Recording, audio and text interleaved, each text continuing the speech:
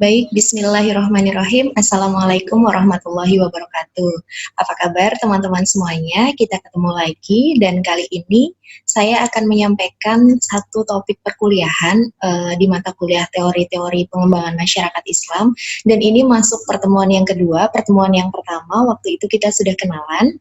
Kemudian hari ini pertemuan yang kedua kita akan belajar tentang Islam dan pengembangan masyarakat. Tentu saja, hal ini menjadi salah satu materi dasar sebelum kita beralih ke materi-materi selanjutnya terkait dengan konsep maupun teori-teori dalam pengembangan masyarakat. Saya ingin mengajak teman-teman terlebih dahulu untuk bisa mengenal apa sih sebenarnya korelasi antara Islam dan pengembangan masyarakat. Semoga teman-teman bisa menyimak dan nanti kita bisa berinteraksi langsung, bisa melalui komen di bawah video ini ataupun melanjutkan diskusi di forum WhatsApp kelas yang sudah kita bentuk sebelumnya. Baik, teman-teman, saya akan share screen materi hari ini sehingga teman-teman bisa menyimaknya dengan lebih detail. Oke. Nah, ini adalah materi kita hari ini tentang Islam dan pengembangan masyarakat. Dalam materi hari ini, saya akan menyampaikan 3 pokok bahasan utama. Yang pertama adalah pengembangan masyarakat sebagai dakwah Islam. Kemudian yang kedua, dakwah partisipatif dalam pengembangan masyarakat. Nanti akan kita bahas sebenarnya dakwah yang partisipatif itu seperti apa. Karena beda antara dakwah konvensional, misalnya menyampaikan khutbah pada saat sholat Jumat dengan dakwah untuk pengembangan masyarakat. Meskipun keduanya adalah hal yang tidak bisa terpisahkan juga, karena proses misalnya khutbah Jumat itu pun diperlukan dalam proses-proses pengembangan masyarakat sebagai transfer nilai-nilai atau pengetahuan yang bisa didapatkan oleh masyarakat melalui forum sholat Jumat dan di masjid. Kemudian yang ketiga adalah tentang nilai-nilai Islam dalam pengembangan masyarakat. Kita tahu bahwa Islam adalah agama yang rahmatan lil alamin, memberikan rahmat bagi seluruh alam. Sehingga sebagaimana agama-agama lainnya, sebenarnya Islam juga memiliki nilai-nilai yang universal yang bisa diterapkan dalam konteks apapun termasuk dalam pengembangan masyarakat. Sebagai contoh, nilai-nilai tentang menghormati sesama, nilai-nilai tentang zakat, infak, sedekah, dan juga bahkan Islam sudah mengatur bagaimana mengentaskan kemiskinan misalnya dengan cara-cara tadi yang disampaikan dalam Al-Quran dan hadis, bahwa pada masa Rasulullah pun Rasulullah menyampaikan bahwa carilah aku di kalangan orang fakir. Artinya sangat terdapat korelasi sekali antara pengembangan masyarakat dengan nilai-nilai Islam. Dan itu yang harus dimunculkan dalam konteks kita di jurusan pengembangan masyarakat Islam. Nah, pertama, saya ingin membahas tentang pengembangan masyarakat sebagai dakwah Islam. Jadi pengembangan masyarakat itu sendiri, apapun bentuk maknanya, itu adalah bagian dari dakwah, dari cara menyampaikan kebaikan. Nah, cara menyampaikan kebaikan itu dalam konteks pengembangan masyarakat itu seperti apa? Oke, kita bahas ya. Nah, yang pertama adalah bahwa dasar filosofis pengembangan masyarakat adalah help people to help himself. Jadi bagaimana kita menolong orang untuk bisa mampu menolong dirinya sendiri. Dalam pengembangan masyarakat itu garis besarnya secara sederhananya adalah bagaimana kita membantu orang dari kondisi yang kurang baik menuju kondisi yang lebih baik.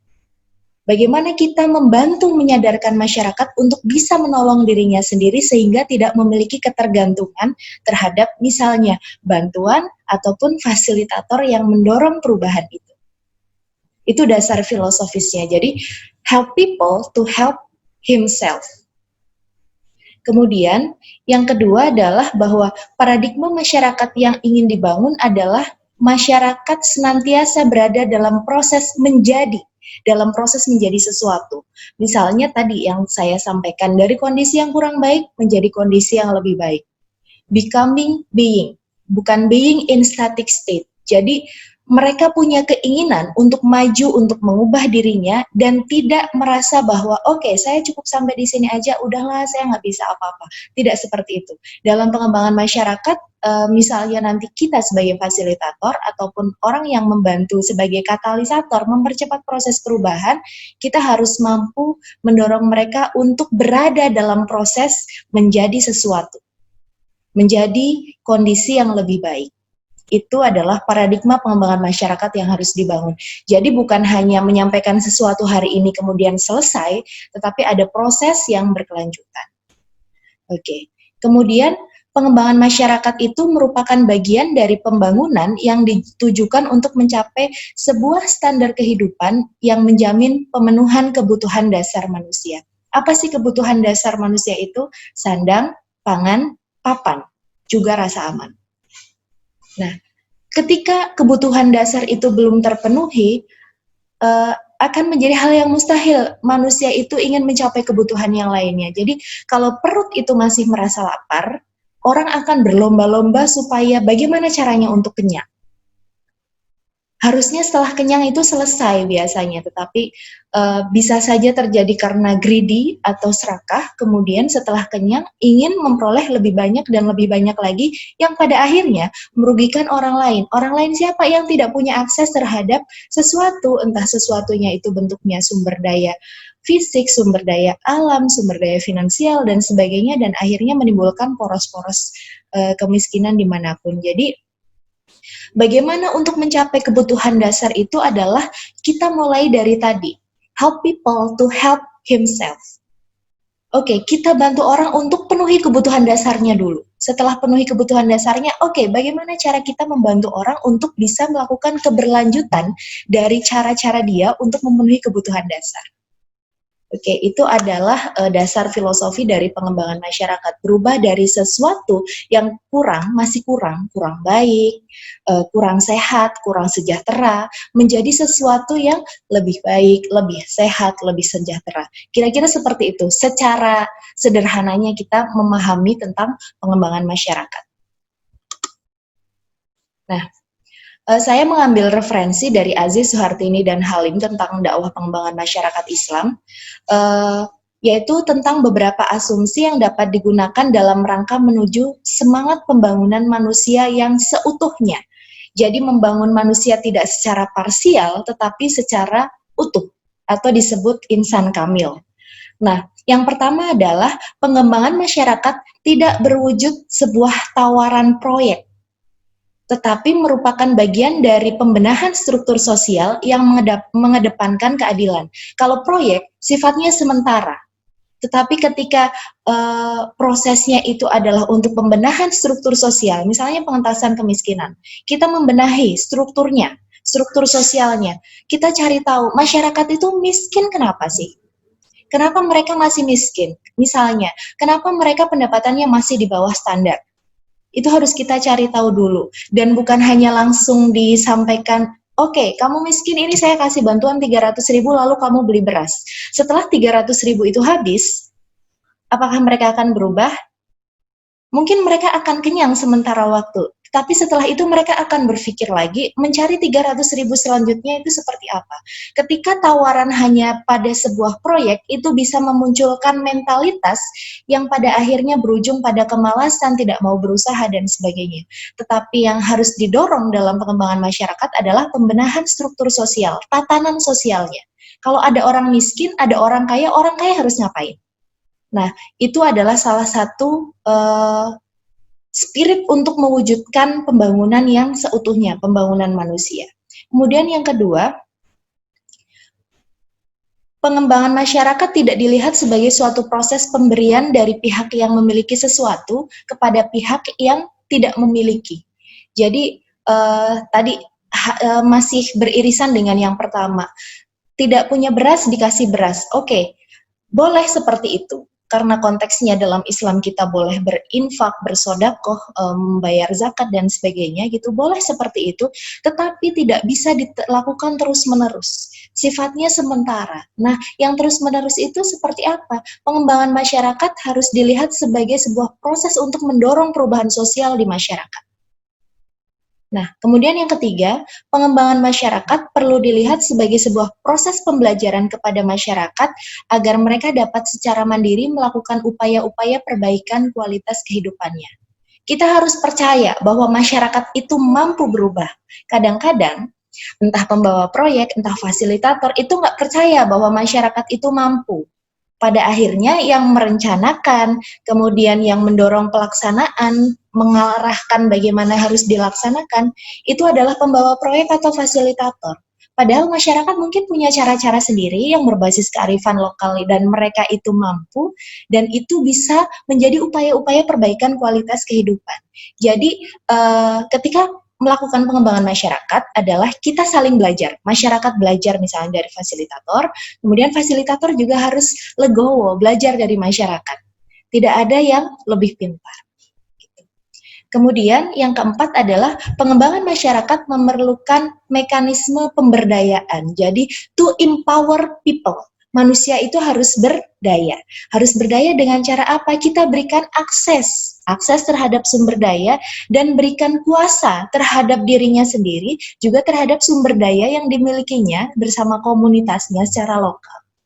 Ketika akses dan kontrol terhadap sumber daya itu tidak bisa kita berikan, atau konteksnya misalnya entah pemerintah, entah siapapun gitu, tidak memberikan akses dan kontrol terhadap suatu komunitas masyarakat itu sendiri, apalagi khususnya terhadap sumber daya yang ada di dalam lingkungannya, itu akan menjadi suatu hal yang mustahil bahwa kita ingin mengembangkan masyarakat, karena hasilnya nanti akan top down.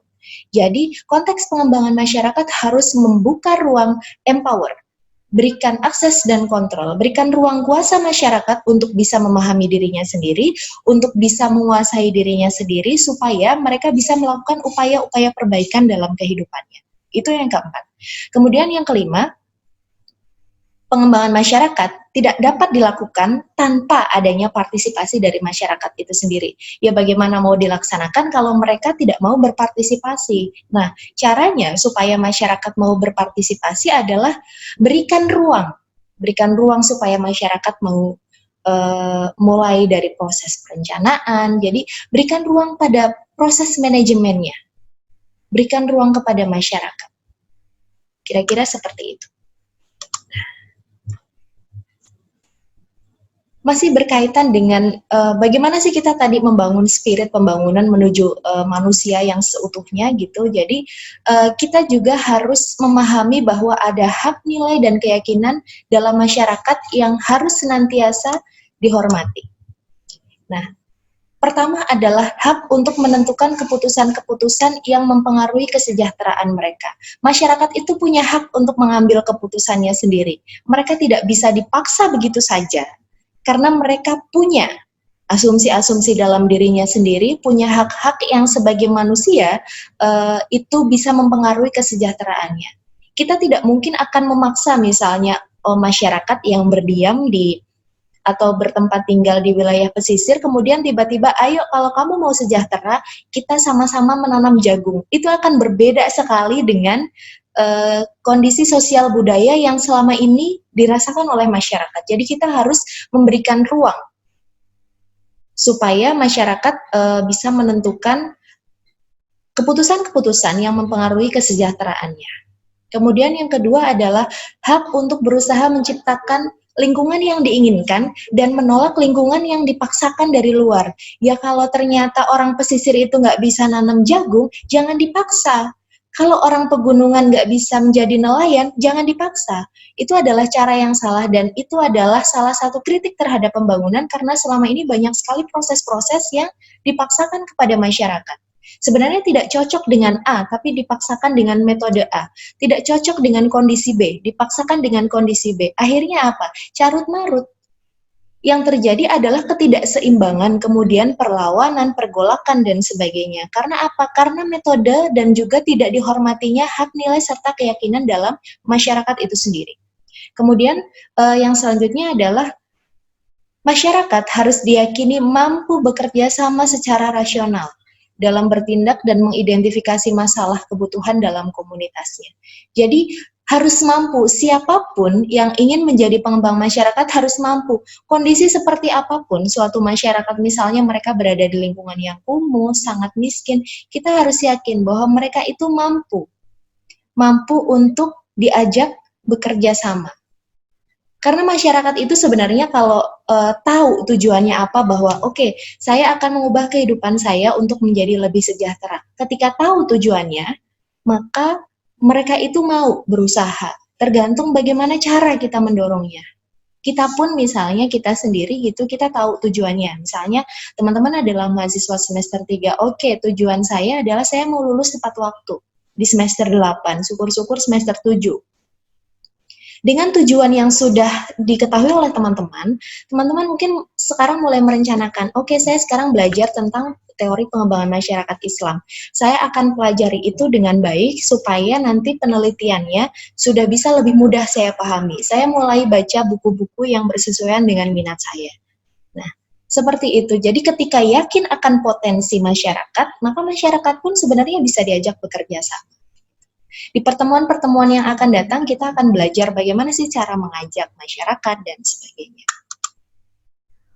Nah, selanjutnya, karena konteksnya kita adalah pengembangan masyarakat Islam, meskipun kalau saya pribadi itu tidak mau menspesifikkan bahwa Islam adalah suatu yang eksklusif, tetapi kita adalah menyebarkan nilai-nilai kebaikan yang disampaikan oleh ajaran Islam. Nah, pengembangan masyarakat sendiri itu harus kita anggap sebagai dakwah, sebagai sebuah cara untuk menyampaikan, sebagai bentuk dari bagian untuk mendorong proses pembangunan supaya bisa berhasil dengan baik. Nah, pengembangan masyarakat itu merupakan salah satu cara sebagai dakwah pembangunan. Kita menyebutkannya dakwah bilhal, dakwah dengan perbuatan. Teman-teman bisa buka Al-Quran di Quran Surat An-Nahl ayat 125, bahwa Allah sudah memerintahkan manusia untuk berseru. Serulah manusia kepada jalan Tuhanmu dengan hikmah dan pelajaran yang baik, dan bantahlah mereka dengan cara yang baik. Jadi segala sesuatunya, konteksnya itu mau dakwah bilisan, misalnya kita menyampaikan suatu kebaikan atau belajar dan sebagainya, disampaikan dengan cara-cara yang baik. Begitu juga dakwah dengan perbuatan, kita bisa menyampaikan dengan cara yang baik, tidak memaksakan, kemudian tidak merasa paling bisa, dan kita mau bekerja sama dengan masyarakat. Serulah dengan cara-cara yang baik, dengan contoh yang baik. Nah, dakwah bil hikmah atau yang tadi disampaikan dakwah bil hal itu memusatkan pikiran pada tugas dan tidak mencampur adukan masalah-masalah lain di dalam pikirannya. Misalnya ini seorang dai, seorang fasilitator gitu ingin mengembangkan masyarakat, jadi fokusnya pada apa? Pada kebutuhan masyarakat, bukan pada kepentingan, misalnya kita gitu punya kepentingan politik, kepentingan pribadi, kemudian dicampur adukan dalam proses pengembangan masyarakat. Faktanya yang ada di masyarakat itu yang sering terjadi. Misalnya pencalonan kepala daerah, pencalonan kepala desa, atau yang lebih kecil lagi pencalonan RT, dibungkus dengan proses oke, saya mau membantu masyarakat, tetapi tidak fokus pada kebutuhan yang diperlukan oleh masyarakat. Fokusnya adalah pada kepentingan kita gitu, hasilnya tidak akan maksimal. Jadi dakwah bil hal atau dakwah bil hikmah itu fokus pada kebutuhan si penerima dakwah itu, yaitu masyarakat. Jadi kebutuhan mereka apa, kemudian kita menyesuaikan cara-cara yang tepat untuk mereka. Bukan mereka menyesuaikan dengan cara-cara kita gitu. Kita itu siapa? Kita adalah fasilitator ataupun siapapun yang ingin masuk membantu masyarakat tadi, dari kondisi yang kurang baik menjadi kondisi yang lebih baik. Itu adalah pengembangan masyarakat sebagai dakwah. Nah, untuk kaum miskin sendiri gitu, nanti teman-teman juga harus familiar bagaimana kita membaca data kemiskinan, bagaimana menginterpretasikannya, bagaimana kita menemui bahwa kondisi kemiskinan itu tidak hanya terbaca dari data yang ada, data itu bisa salah gitu. Jadi ada juga dakwah untuk kaum miskin gitu. Tentu saja berbeda ketika misalnya teman-teman melihat fenomena artis-artis yang ngaji, dakwahnya beda, bukan disamakan dengan mereka gitu. Ketika Ada orang yang mungkin oke, kita berdakwah mementingkan kebutuhan akhirat atau masa depan di akhirat. Bagi orang miskin mungkin tidak berpikir sampai situ gitu. Boro-boro mau mikirin bahwa di akhirat nanti dia akan masuk surga dan sebagainya. Ini loh, perutnya masih kosong. Masih ada anak-anak, orang tua yang harus dikasih makan. Itu dulu. Oke, jadi dakwah untuk orang miskin adalah berikan motivasi kepada kaum muslimin yang miskin itu untuk mampu, tidak hanya yang miskin itu ya, beri motivasi kepada kaum muslimin ataupun masyarakat secara umum untuk mampu menumbuhkan solidaritas sosial. Bagaimana bisa membangun solidaritas sehingga bisa saling membantu, bergotong royong dan sebagainya. Kemudian dakwahnya itu harus dalam bentuk aksi-aksi nyata dan program-program yang langsung menyentuh kebutuhan. Jadi kalau kita mau mengembangkan masyarakat, mengubah kondisi yang miskin menjadi lebih sejahtera, jangan di lisan yang bahwa Bapak Ibu nanti kalau mau sholat duha rezeki akan dilancarkan. Oke, rezeki akan dilancarkan dengan jalan apa? Betul, dengan sholat duha adalah dengan permohonan, dengan doa. Tapi setelah itu usahanya apa? Realnya apa? Gitu. Jadi orang miskin ini nggak bisa kasih bayangan yang terlalu indah gitu, yang pada akhirnya mungkin tidak akan berefek apa-apa kepada mereka selain nanti pada akhirnya adalah ketidakpercayaan kepada pembawa informasi atau orang yang mendorong untuk pengembangan masyarakat itu tadi. Jadi pertama adalah beri motivasi kepada misalnya orang miskin itu kepada mereka yang miskin untuk mau berusaha, kemudian membangun juga solidaritas dari orang yang lebih mampu, kemudian dakwahnya dalam bentuk nyata. Ini loh kegiatannya ini. Oke, misalnya mengumpulkan ibu-ibu untuk membuat kerajinan tangan, dilatih dan sebagainya yang bisa memberikan kontribusi terhadap kebutuhan harian mereka. Itu akan jauh lebih baik. Jadi bukan yang di forum, di mimbar, tabligh akbar, tidak bisa selesai sampai di situ saja. Itu mungkin untuk refreshing sekali-kali boleh gitu. Tetapi dalam kehidupan yang terus-menerus harus berjalan, aksi nyata itu jauh lebih penting. Tadi kita bicara soal irisan antara Islam dan pengembangan masyarakat. Nah, sekarang kita akan masuk bahwa tadi kan pengembangan masyarakat adalah bentuk dakwah bilhal, dakwah yang fokus pada kebutuhan penerima dakwah. Nah, caranya seperti apa? Dengan dakwah yang partisipatif, bukan dengan dakwah yang satu arah, partisipatif. Jadi bisa saja mungkin yang belajar dari penerima dakwahnya adalah kita sebagai fasilitator misalnya, itu kita yang belajar gitu. Jadi kita dengarkan mereka, keluh kesah mereka, kebutuhan mereka itu seperti apa. Itu adalah tentang dakwah partisipatif. Kita memberikan ruang supaya masyarakat itu mampu menyampaikan pendapatnya, mampu menyampaikan apa yang menjadi kebutuhannya. Prinsipnya adalah prinsip dasar dakwah pengembangan masyarakat yang partisipatif. Yang pertama adalah kita berorientasi pada kesejahteraan lahir dan batin masyarakat luas. Lahir dan batin harus balance, harus seimbang. Jadi lahirnya kebutuhan dasar, sandang, pangan, papan, batin, keamanan, melalui tadi nilai-nilai agama yang disampaikan gitu harus balance.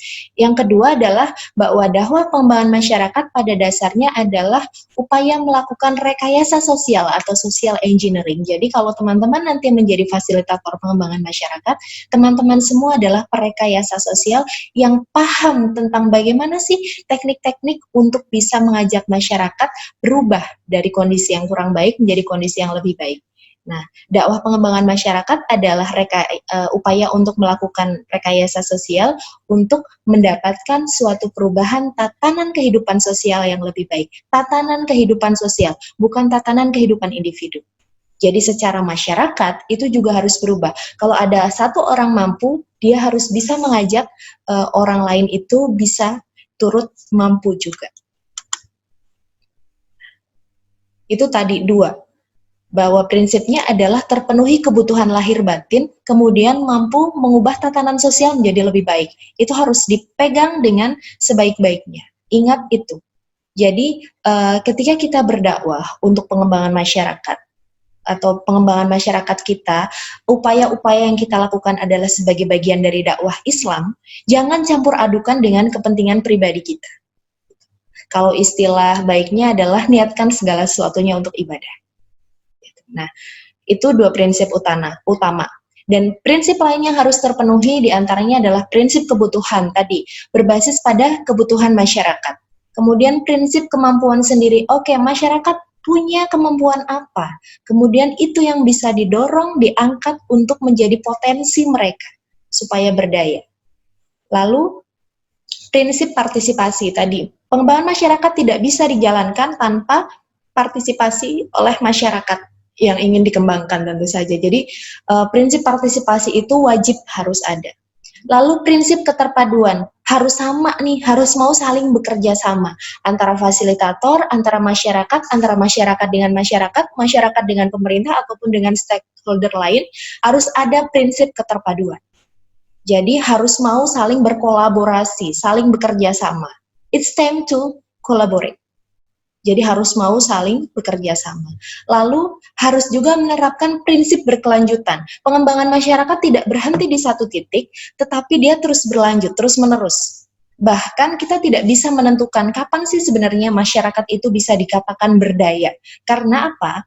Proses antara satu masyarakat dengan masyarakat yang lain itu sangat berbeda. Prosesnya bisa satu masyarakat lebih cepat atau lebih lambat, dan pengaruhnya faktor dari luar itu sangat mempengaruhi. Itu prinsip keberlanjutan. Jadi pengembangan masyarakat tidak bisa berhenti di satu titik, tetapi dia harus bisa berlanjut. Dan berlanjut itu sifatnya adalah bagaimana masyarakat nanti bisa melanjutkan sendiri gitu, dengan kepercayaan kita bahwa mereka itu mampu. Lalu prinsip keserasian. Prinsip keserasian ini terkait dengan kita saling menghormati dan sebagainya gitu, dan itu harus ada dalam konteks pengembangan masyarakat. Nah, ini saya ambil dari buku dakwah pengembangan masyarakat, bahwa ada perbedaan antara model dakwah pengembangan masyarakat dengan dakwah konvensional. Kalau kita lihat unsur-unsur dakwahnya ini ada 11 unsur dakwah: subjek dakwah, objek dakwah, sifat dai, objek sifat dai, metode dakwah, materi dakwah, bentuk dakwah, strategi dakwah, manajemen dakwah, media dakwah, dan juga target dakwah. Nah, kemudian modelnya itu berbeda. Jadi ini masih disebutnya dai, tidak masalah. Fasilitator disebut dai, itu hanya sebutan gitu. Tetapi bagaimana cara untuk mendorong masyarakat itu mau berubah menjadi lebih baik, itu yang membedakan antara dakwah pengembangan masyarakat dengan dakwah konvensional. Yang pertama, subjek dakwah dalam model dakwah pengembangan masyarakat itu adalah yang melakukan itu dai, mubalik, masyarakat. Dan masyarakat ini dalam konteks yang sangat luas ya, sangat luas, tidak terbatas pada masyarakat tertentu saja. Kemudian model dakwahnya untuk dakwah konvensional, pelakunya adalah dai, mubalik, dan ustadz atau orang-orang yang dipercaya memiliki pengetahuan tentang keilmuan agama yang luas. Itu biasanya untuk dakwah konvensional. Kemudian objeknya kalau di pengembangan masyarakat adalah kondisi sosiokultural masyarakat, artinya semua, tidak hanya masyarakat itu sebagai individu, tetapi banyak sekali faktor yang mempengaruhinya. Nanti kita akan belajar tentang modal sosial masyarakat, tentang modal fisik, modal finansial, kemudian modal sumber daya alam gitu. Itu mempengaruhi semua proses dakwah dalam pengembangan masyarakat. Nah, sedangkan dalam dakwah konvensional ya masyarakat itu masyarakat individu. Kemudian sifat dai-nya menjadi fasilitator untuk pengembangan masyarakat, menjadi fasilitator dan transformator nilai agama. Jadi nilai agama tidak ansih sebagai ayat-ayat Al-Quran dan sebagainya, tetapi bagaimana nilai-nilai agama itu mempengaruhi tatanan sosial di masyarakat. Kemudian dai atau mubalik atau masyarakat atau siapapun berperan sebagai fasilitator. Sedangkan di model dakwah konvensional, dai, mubalik, ustadznya itu berperan sebagai komunikator agama, menyampaikan tentang ilmu-ilmu agama kepada masyarakat gitu, seperti itu.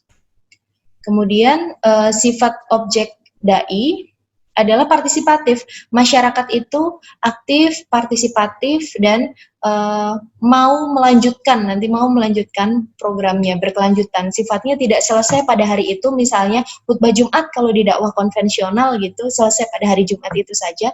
Tetapi kalau di pengembangan masyarakat, dakwah pengembangan masyarakat harus ada kelanjutan day by day. Jadi dari hari ke hari itu harus ada keberlanjutannya, bahkan dari tahun ke tahun terus menerus. Nah, kalau di dakwah konvensional itu sifatnya statis, top down, satu arah, one way, kemudian tidak berkelanjutan. Nah, metode dakwah dalam dakwah pengembangan masyarakat Islam itu metodenya dialog dan interaksi sosial. Dialog, dibuka satu dialog, kemudian bagaimana masyarakat menyampaikan bahwa saya kebutuhannya ini loh, saya masalahnya ini, itu harus diterima oleh dai.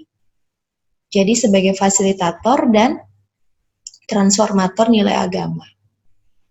Nah, kalau dakwah model konvensional yang lebih banyak disampaikan adalah lebih banyak hikmah nih, ilmu-ilmu agama, kemudian disampaikan dengan lisan, masyarakat mendengarkan, itu model dakwah yang konvensional.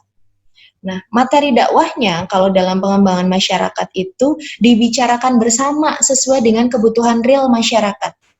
Sebaliknya, kalau model dakwah konvensional, materi dakwahnya itu ditentukan oleh dai top down dari atas nih. Pokoknya khutbah Jumat ditentukan materinya, perkara masyarakat itu butuh materi itu atau enggak, yang penting sudah disampaikan. Itu tidak salah karena ini adalah dua-duanya sama-sama diperlukan oleh masyarakat. Tetapi dalam dakwah pengembangan masyarakat Islam, materinya atau apapun yang akan disampaikan didorong itu sesuai dengan kebutuhan masyarakat.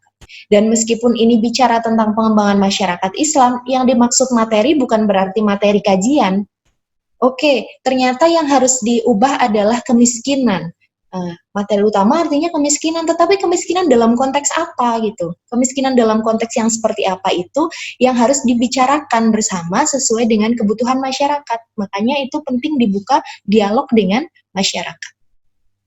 Lalu bentuk dakwahnya adalah advokasi dan pemihakan kepada yang lemah. Jadi melakukan advokasi dan pemihakan kepada yang lemah.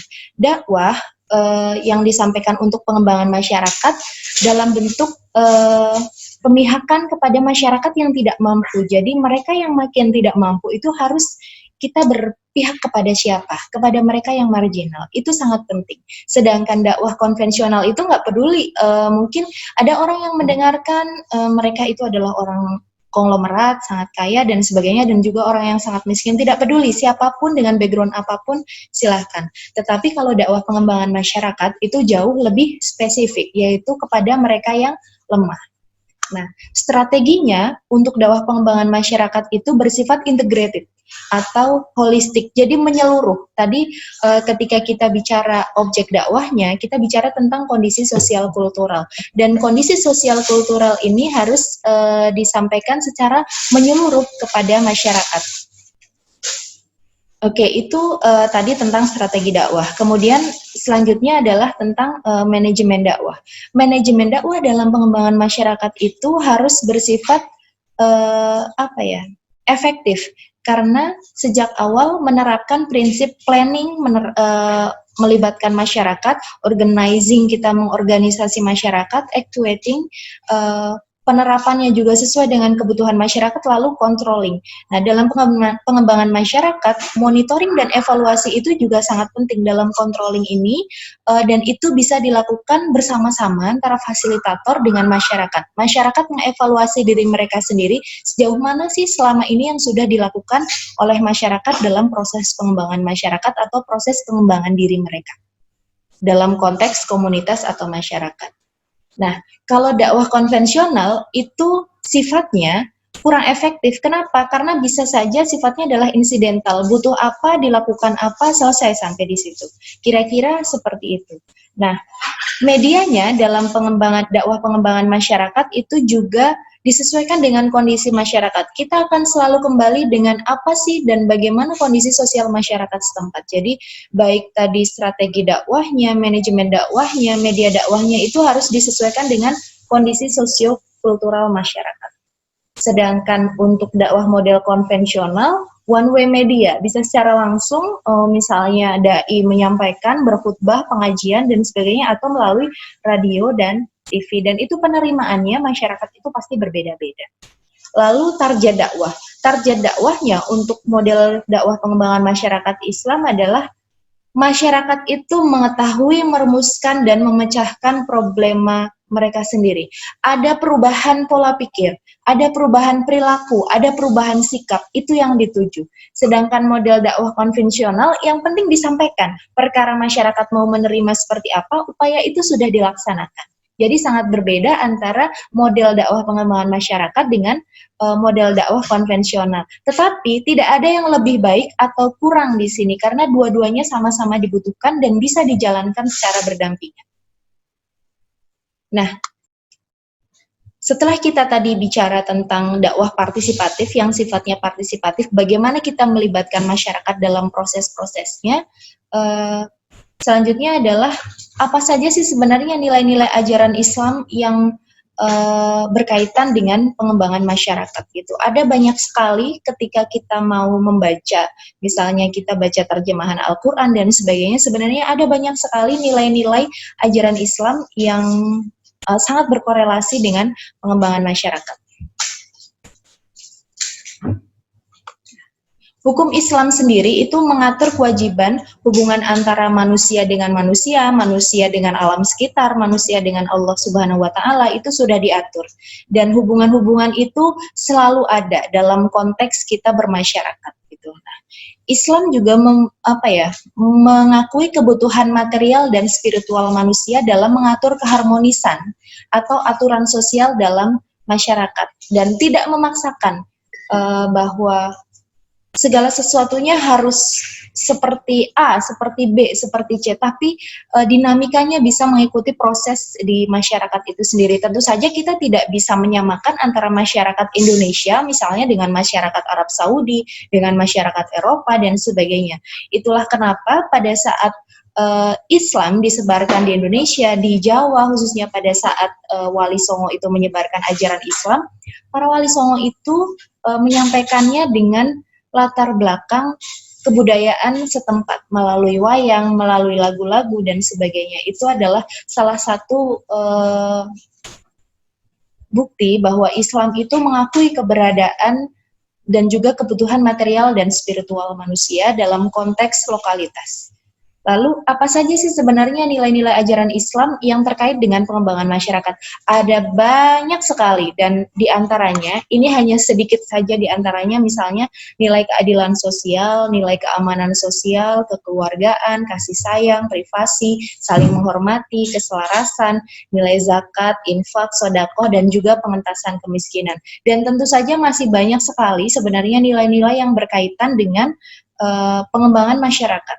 Misalnya kita kasih contoh sederhana, di masa pandemi COVID-19 ini, banyak sekali nilai-nilai Islam sebenarnya, nilai-nilai ajaran Islam yang berkaitan, misalnya kita membantu masyarakat, kita nggak tahu nih siapa yang kita bantu, tetapi kita tahu bahwa Islam itu mengajarkan kebaikan tidak memandang itu dari suku apapun, dari ras apapun, dari agama manapun, kita itu wajib membantu dengan cara misalnya donasi masker, donasi makanan dan sebagainya gitu. Kemudian pada saat bulan Ramadan kemarin, kebetulan kan pandemi itu juga pada saat Ramadan kita merasakan musim pandemi itu gitu. Bagaimana zakat itu sangat membantu kaum-kaum miskin, fakir, duafa dan sebagainya, dan itu adalah bagian dari nilai-nilai Islam yang tidak bisa kita pisahkan dari kehidupan sosial masyarakat. Tadi balik lagi bahwa model pengembangan masyarakat adalah salah satunya melihat kondisi sosiokultural. Dan nilai-nilai Islam itu berkaitan sekali dengan kondisi sosiokultural masyarakat yang sifatnya universal, tidak khusus bagi kelompok yang menganut agama Islam saja. Nah, beberapa ayat misalnya yang menyampaikan tentang nilai-nilai ajaran Islam, dan ini masih sangat banyak sekali bisa kita semua baca. Ketika baca Al-Quran, kita baca terjemahnya, dan sebenarnya dengan membaca Al-Quran, baca terjemahannya adalah kita itu seperti memberikan hadiah kepada diri kita sendiri. Pemahaman bahwa oh ternyata segala sesuatunya itu sudah diatur dengan sangat baik, sangat baik. Nah, misalnya ini adalah tentang keadilan sosial. Sesungguhnya Allah menyuruh kita semua untuk berlaku adil dan berbuat kebajikan, memberikan kepada kaum kerabat, melarang perbuatan yang keji, kemungkaran, dan permusuhan. Jadi ada nilai keadilan sosial, ada nilai kekeluargaan, kemudian ada nilai sodakoh, dan sebagainya gitu, bahwa kita manusia diminta untuk mengambil pelajaran dari segala sesuatu. Lalu kita diminta untuk tidak merendahkan kumpulan yang lain, orang lain misalnya, dia mah lebih jelek dari saya, dia suku X lebih rendah kastanya dari suku Y. Itu tidak boleh seperti itu, dan itu sudah diatur. Dan ternyata itu adalah kondisi sosiokultural yang sangat sesuai dengan apa yang sudah diajarkan oleh Islam dalam Al-Quran. Nah, tentang tolong-menolong, bahwa kita semua, baik laki-laki dan perempuan, itu adalah penolong bagi sebagian yang lain, menyuruh berbuat kebaikan, perbuatan yang ma'ruf, mencegah dari yang mungkar, mendirikan sholat, dan sebagainya, semuanya sudah diatur. Jadi, sangat berkaitan dengan apa yang sebenarnya menjadi dasar filosofi tadi, bahwa di awal kita sudah bahas tentang dasar dari filosofi pengembangan masyarakat adalah help people to help himself, menolong orang untuk bisa menolong diri mereka sendiri, dan harus bersifat berkelanjutan. Nah, kira-kira seperti itu yang bisa saya sampaikan untuk materi kedua di pertemuan mata kuliah teori-teori pengembangan masyarakat Islam. Selanjutnya kita bisa berdiskusi lebih lanjut. Teman-teman boleh mengirimkan pertanyaannya terlebih dahulu di kolom komentar, atau bisa dilanjutkan di grup WA kelas yang sudah kita buat sebelumnya. Demikian, terima kasih, semoga bermanfaat, dan semoga kita semua bisa menjalankan nilai-nilai ajaran Islam, kemudian diterapkan dalam masyarakat, dan pada saatnya nanti baik saya ataupun teman-teman mampu menjadi fasilitator sebagai yang tanda kutip disebutkan dalam model pengembangan dakwah Islam tadi adalah dai, tapi kita adalah fasilitator yang bisa mendorong, mentransformasikan nilai-nilai sosial budaya dalam masyarakat untuk menuju kehidupan yang lebih baik dari sebelumnya.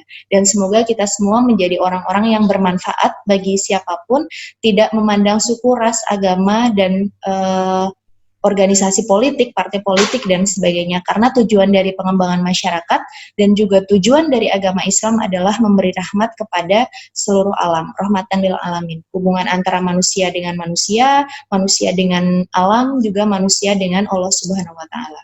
Terima kasih semuanya. Assalamualaikum warahmatullahi wabarakatuh.